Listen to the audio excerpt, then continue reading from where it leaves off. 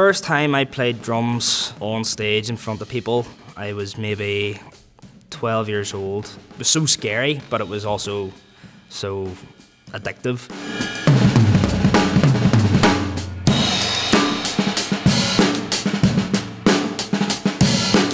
My uncle was a drummer and I just thought it was the coolest thing ever.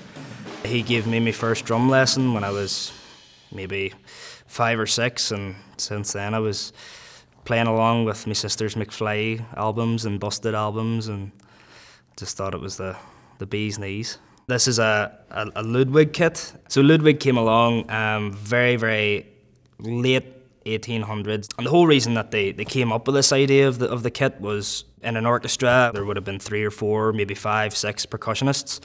There wasn't enough money going around to pay 5 or 6 drummers to do every job, so drummers came up with these ideas to create trap sets, sets of contraptions, and it meant that somebody booking a band, they only had to book one drummer.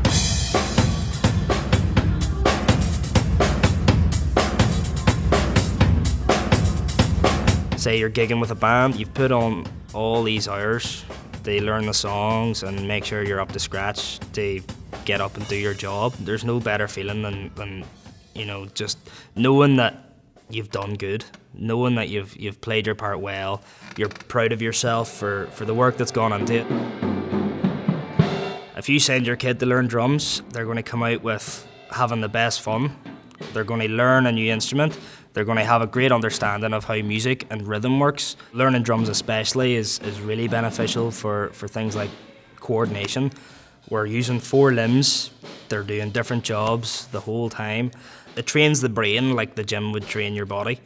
It's the best job ever because most kids who start at the age of 8 playing drums like I did, they have no idea how any of it works. So just seeing their face light up when they're like, oh, this is what that noise is in that favourite song of mine, it's incredible.